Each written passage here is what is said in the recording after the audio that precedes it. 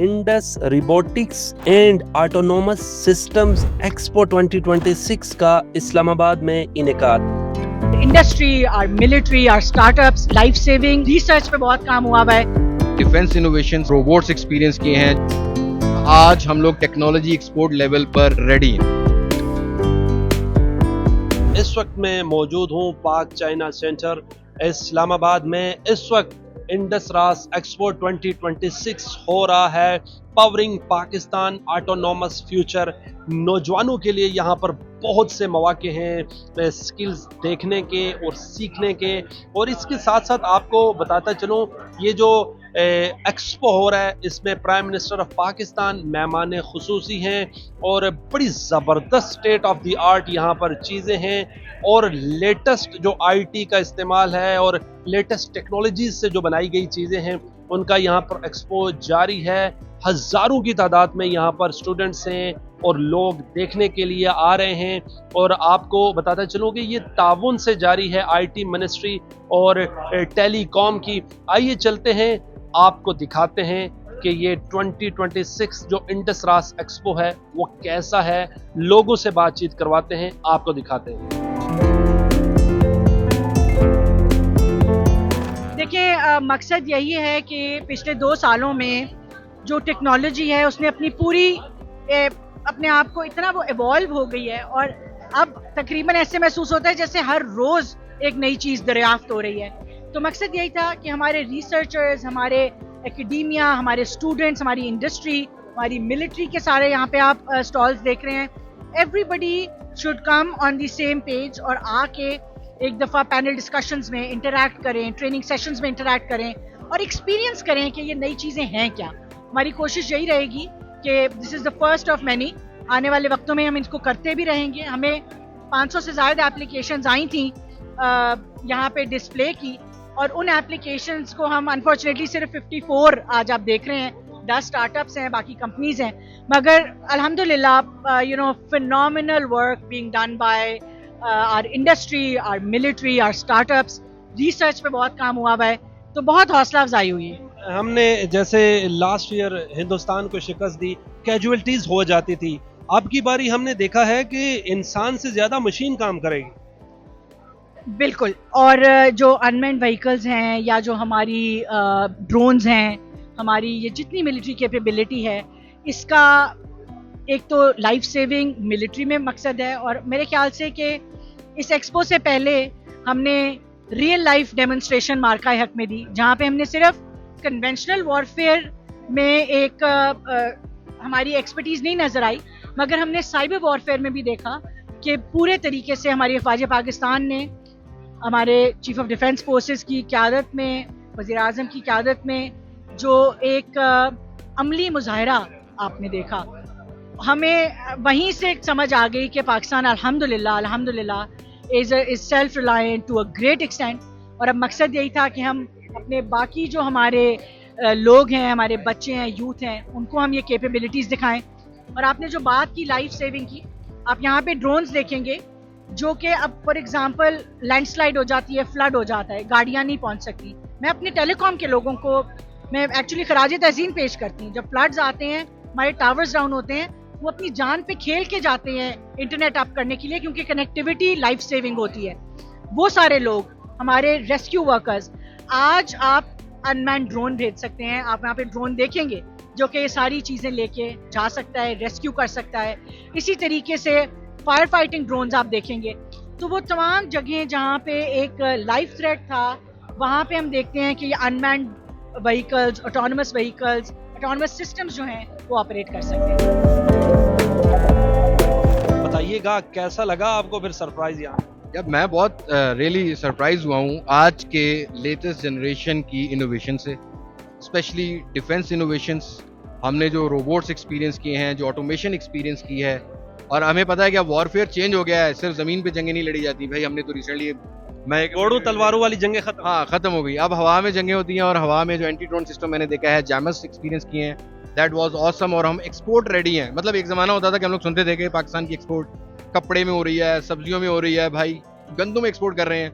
लेकिन अल्हम्दुलिल्लाह आज हम लोग टेक्नोलॉजी एक्सपोर्ट लेवल पर रेडी हैं।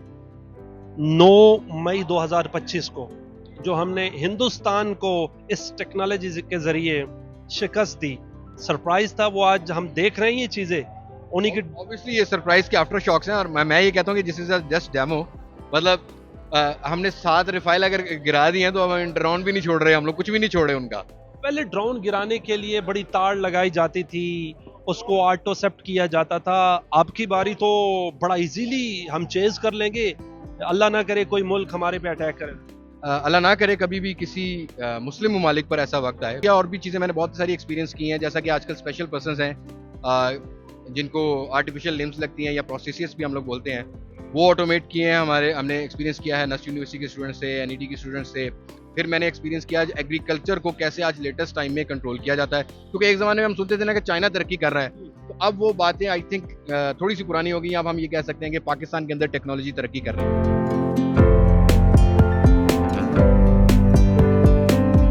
ये हाथ जो है तो आपका ये पिंस मूव है, ग्रिप है, पावर ग्रिप है।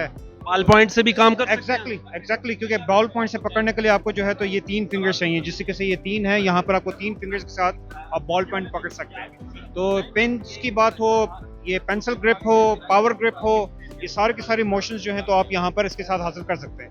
इसमें जो असल बात है तो वो ये अंगूठे की मोशन है। अंगूठे की मोशन के लिए आपको 2 मोशन चाहिए, ना सिर्फ ये कर्ल करता है बल्कि ये रोटेट भी करता है।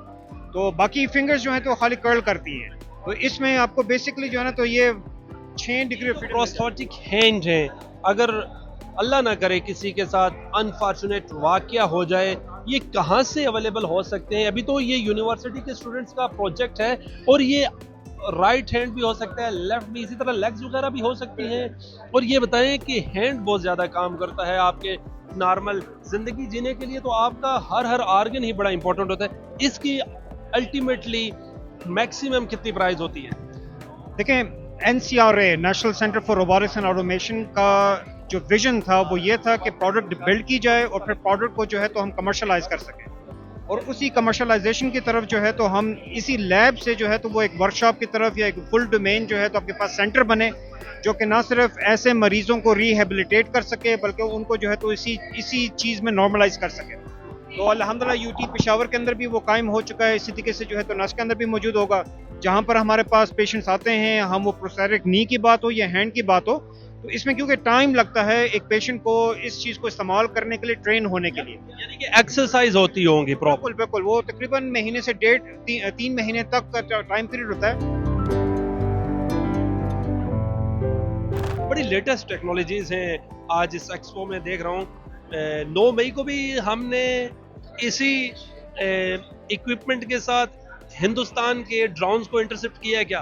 बेसिकली हम लोगों ने ये रिसेंटली डेवलप की है। मार्का हक के बाद डिफरेंट टेक्नोलॉजीज इमर्ज की हैं फॉर एंटी ड्रोन सिस्टम्स, और it is one of the technologies जिसके अंदर हम एम करते हैं कि जो ड्रोन्स हैं उनको एक फार ऑफ डिस्टेंस से ही हम डिसआर्म कर दिया जाए। तो उन लोगों को ड्रोन्स को डिसएंगेज करने के लिए from a far of distance this product has been developed, जिसके अंदर एक अनमैन्ड ग्राउंड व्हीकल है और उसके ऊपर एक एंटी ड्रोन सिस्टम माउंट किया गया है, और ऑपरेटर इस पे काफ़ी डिस्टेंस पे होगा और वे दूर डिस्टेंस से एंटी ड्रोन सिस्टम को के थ्रू। सपोज हमारी सरहद में किसी भी कंट्री का इलीगली ड्रोन इंटर होता है, तो इसके जरिए हम उसको इंटरसेप्ट कर लेंगे। जी बिल्कुल, जितने फेमस ब्रांड्स हैं, ड्रोन मैन्युफैक्चरर्स हैं, जितने भी फेमस हैं, उन तमाम ड्रोन्स को हम बेसिकली इंटरसेप्ट कर सकते हैं। अभी हम इसको गिरा भी सकते हैं ड्रोन को, या बेसिकली हम ड्रोन को ब्लाइंड कर देते हैं और नाकारा कर देते हैं। जी वो नकारा हो जाता है और उसको हम लैंड करवा देते हैं और सेफ हैंड्स में ले आते हैं।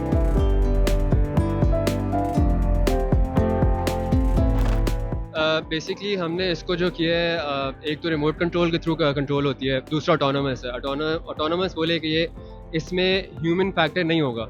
इसको अगर जीपीएस कोऑर्डिनेट मिल गया कि जहाँ पे बंदा है, ये खुद वहाँ पे जाएगी, खुद उसको कैजुअलिटी इवैक्यूएट करेगी और वापस आएगी। इसका दूसरा जो हमारे वेरिएंट है वो एक एंटी ड्रोन सिस्टम है, वो वहाँ पे लगा हुआ है, और बेसिकली जो इसका वो हमने वो कर लिया एग्जैक्टली। उसी का दूसरा वेरिएंट है वो एंटी ड्रोन है, this is for casualty evacuation और आपके जो सप्लाईज वगैरह आप देते हैं उसके लिए। ये जब हाई टेंसिटी हो, मामला बहुत उरूज पे हो जंग का, तो उस मौके पर इसको यूटिलाइज किया जाता है। जी बिल्कुल।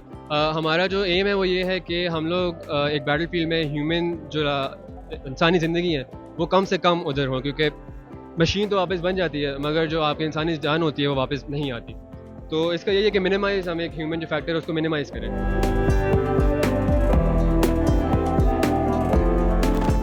ये जो आपका OCU है, ऑपरेशनल कंट्रोल यूनिट है, ये बेसिकली इस रोबोट का है। ये जो आपके पीछे रोबोट पड़ा हुआ है, इस रोबोट का जो पर्पज़ है, ये जो आपके पीछे है, इसके मल्टीपल पर्पसेस हैं। ये ड्रोन ये जो रोबोट है आपका, ये आपका सर्विलेंस का काम करता है, ये डिस्टेंस कम्युनिकेशन का काम करता है, ये आपका बॉम्ब डिस्पोजल एक काफ़ी ज़रूरी फीचर है, क्योंकि इसमें ज़ाहिर है बंदा डायरेक्टली जाए और रोबोट जाए तो काफ़ी फ़र्क होता है।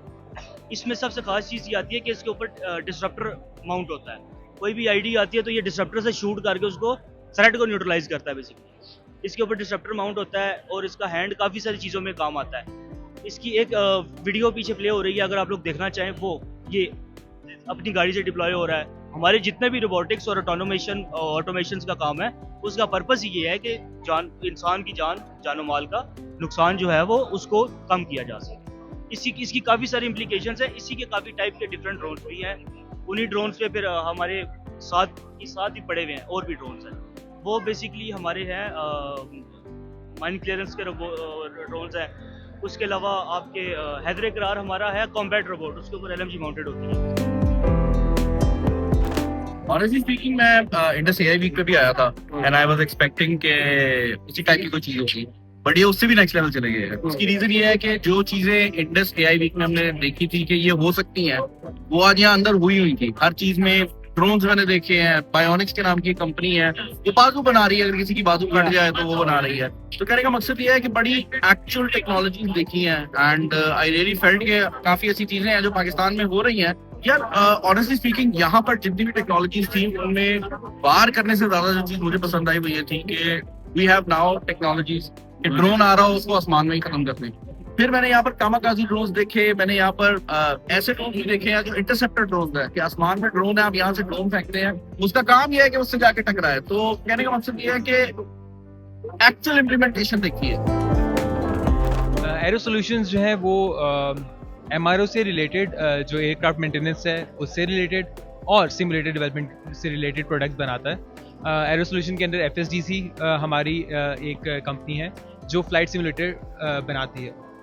आपके पीछे जो नज़र आ रहा है फ्लाइट सिमुलेटर, ये सुपर मुशाक का फ्लाइट सिमुलेटर है। सिमुलेटर वो डिवाइस होती है जिसके ऊपर पायलट्स, जो स्टूडेंट पायलट्स होते हैं, वो अपनी ट्रेनिंग के बहुत से फेसेस जो है वो सिमुलेटर के ऊपर परफॉर्म करते हैं। देयर आर मेनी एमरजेंसीज जो कि जो सिमुलेटर होता है उसके ऊपर रिस्की नहीं होती। In real aircraft they are very risky, like engine cut off करना और हाइड्रोलिक फेलियर, इलेक्ट्रिसिटी फेलियर। वो एमरजेंसीज सिमुलेटर के ऊपर स्टूडेंट पायलट बहुत इजीली परफॉर्म कर सकता है, so that in the real life जब वो रियल एयरक्राफ्ट के ऊपर जाए तो उसकी ट्रेनिंग बहुत ईजी हो। आप इन फेसेस से क्रॉस करके गए हो? आप कह सकते हैं मैं डेवलपर हूँ, I am a developer engineer and not a pilot. इससे क्या क्या हम देख सकते हैं? इफ एनी केस कोई जंग शुरू हो जाती है तो ये उस वक्त किस काम आ सकता है? ये स्पेसिफिकली पायलट्स की ट्रेनिंग के अंदर जो है इसका रोल है।